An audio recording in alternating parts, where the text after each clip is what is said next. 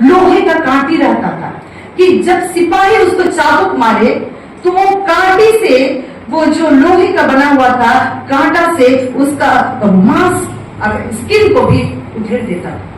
और कितना कोड़े लगाए थे? 39 कोड़े, 39 अगर इतना सारा लगाए थे तो आप समझ सकते हैं कि उसका शरीर का हाल, उसका पीठ का हाल क्या हुआ था। बाइबल में लिखी है उसका पीठ जो हल चलाए खेत में जो निशान होता है, इस तरह का निशान बन चुका था प्रभु यीशु का पीठ पे। अब ऐसे निशान जो प्रभु यीशु तो भी उफ नहीं किया, प्रभु ने सहते किया। इसके बाद 39 कोड़े उस पर लगाए, उसका मन तो भी तृप्त नहीं हुआ। उन्होंने क्या किया? उन्होंने कांटों का मुकुट, लंबा कांटा लिखा हुआ है कि कांटों का मुकुट गूंथ के उसके सिर पर एक पगड़ी की तरह उसमें डाल दिया और एक लाठी और लोहा से उसको मार के घुसाया गया। आप समझ सकते हैं किस तरह का दर्दनाक स्थिति है। किसी डाकू पर भी इतना दर्दनाक नहीं कर सकता जो हमारे प्रभु यीशु, जो जीवन देने वाला परमेश्वर है, वो उस पर किया। वो क्यों सहा? वो हमारे लिए, पापों के लिए, हमारे गुनाह के लिए, क्योंकि हमने गुनाह किया। वो हमसे प्रेम करते हैं। वो कहता है अपने चुने हुए लोगों को मैं कभी अपने से अलग नहीं करूंगा। वो हमको चुना है, प्रभु प्रेम किया है, वो कैसे हमसे अलग करेगा? क्यों हमारा पाप को उसने उठाया है, हमारा हमसे इतना प्रेम किया है, वो मोहब्बत किया है, वो हमें छोड़ नहीं सकता। वो प्रभु यीशु वो दर्द सहते गए, दर्द सहते हुए उस पर थूका गया, उसको इंसल्ट किया गया।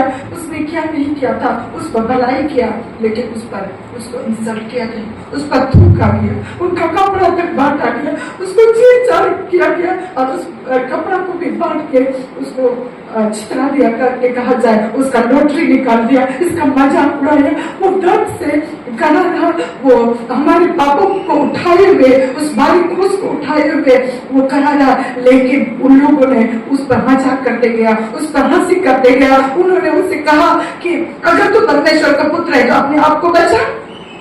उस पर मजाक करते गया। लेकिन प्रभु कर सकते थे, लेकिन क्यों नहीं किया? वो क्यों नहीं किया? क्योंकि उसको मारना है। उसकी मृत्यु के बाद, उसका पूरा ब्लड बहने के बाद ही हमारा मुक्ति होगा। पूरा धरती जो पाप से बंजर हो चुके थे वो उपजाऊ बन जाएगा उसके ब्लड के बहने के द्वारा ही। इसीलिए उसने ऐसा नहीं किया, उसका पापा का आज्ञा को पालन किया, पिता परमेश्वर के आज्ञा को पालन किया और उस पाप इतना आज्ञाकारी रहा। वो क्रूस के मरण, उस क्रूस की मृत्यु तक आज्ञाकारी रहा। हमें कोई नहीं है आज्ञाकारी। बड़े लोग जब आज्ञा देते हैं तो भी हम आज्ञा नहीं मानते, तो भी हमारा मन हठीला होता, उसकी बात नहीं सुनते, बड़े लोगों का बात को नहीं सुनते। लेकिन आज वो प्रभु यीशु से हम सीखे कि वो पिता परमेश्वर ने जो आज्ञा दिया था वो सहते गया। एक निर्दोष ने एक भीड़ की तरह वो कुछ नहीं बोला, वो सहते गया। और यहाँ तक कि उस पर क्रूस, वो मोटा क्रूस जिस पर टांगेगा, उस भारी क्रूस को ढोने के लिए कहा, वो ढोते गया। लेकिन जो स्त्रियों को आदर नहीं दिया जाता था समाज में, वो स्त्रियां जानती थी प्रभु यीशु क्या भला ईश्वर है, क्या भला प्रभु है। वो जानते थे। साइड जब प्रभु यीशु को रास्ते पर लेके जा रहे थे तो साइड में बहुत सारी स्त्रियां खड़ी होके उसके लिए छाती पीटती, रो रही थी। लेकिन प्रभु यीशु ने क्या कहा? तुम लोग मेरे लिए मत रो, प्यारे बहनों, तुम मेरे लिए मत रो, तो अपने बालकों के लिए रो। अगर मुझ हरे पेड़ के साथ ऐसा कर सकते हैं तो तू तेरे साथ उन लोग क्या नहीं करेगा? तेरे बच्चों के साथ उन लोग क्या नहीं करेगा? और इस तरह प्रभु यीशु उन लोगों को सांत्वना देते हुए क्रूस, उस गुलगुता पहाड़ पर, पर्वत तक गया जिस पर उसको, उस पर क्रूस गाड़ के उसको टांगाया जाएगा, लटका दिया जाएगा। और लास्ट तक उस क्रूस मरण को सहते गया।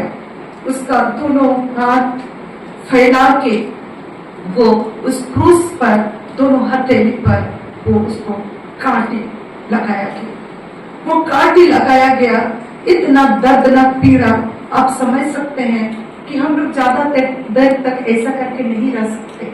और वो तो पीड़ा थी, वो तो हम केवल ऐसे ही किए तो भी हमारा हाथ थक जाता है। वो प्रभु यीशु जो इस पीड़ा में थे, उस दुख में थे, तो कितना दर्द उसको वो सह रहा है केवल हमारे खातिर। उसका प्रेम हम देख पाते हैं। वो काफी जो हाथ में लगा था, वो काफी नहीं, वो हमारा प्यार था। वो हमारा प्यार था। वो प्यार को देख रहा था उस काफी में।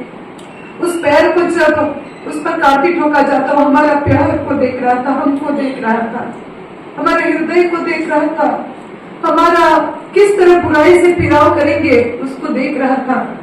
इतना घंटा उसको कोई पानी नहीं पिलाया था, ब्लड गिरते गया, सहते गया, पानी नहीं पिलाया गया था।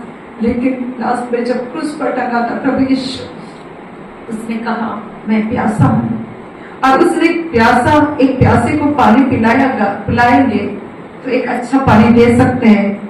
हम जब कोई प्यासे रहते हैं ना, तो जब भी बाजार मार्केट भी या हमारे देश में ऐसा कल्चर है, अच्छा व्यवहार है। हम जानते हैं कि धूप जब गर्मी के मौसम में होता है ना, लोग रास्ता के रोड के किनारे कभी मटके रखते हैं, या दुकान में भी या कहीं पर भी पेट्रोल पंप में, हर जगह कि प्यासे लोगों को पानी पी सकते हैं, अपना प्यास बुझा सकते हैं। लेकिन यहाँ पर प्रभु यीशु को अच्छा पानी देने के लिए भी कोई नहीं, बल्कि उस सिरका को दिया। सिरका जो कड़वा था, उस सिरका को चुसाया, लेकिन वो चुसाना नहीं चाहा, क्योंकि उसको हमारे लिए बलिदान होना है। और इस तरह वो अपने आप को प्रभु यीशु अर्पित किया हमारे लिए। और जब वो क्रूस पर मरा, और जब वो कहा सब कुछ पूरा हुआ, यानी कि परमेश्वर का प्लान प्रभु यीशु के भेजने के द्वारा हमें बचाना, हमें मुक्ति देना, ये सारा चीज पूरा हो गया, सारा कार्य पूरा किया प्रभु यीशु ने। इसलिए कहा अब पूरा हुआ। पहले कहा मैं प्यासा हूं, अब प्रभु ने कहा पूरा हुआ। और इस तरह का प्रभु का मिशन यहाँ पूरा होता है। किस तरह उसने सेवकाई किया, किस तरह हमसे प्रेम किया, किस तरह हमें गले लगाया, जहां गिर रहे थे गिरने से पहले हमारे लिए तकिया बिछाया।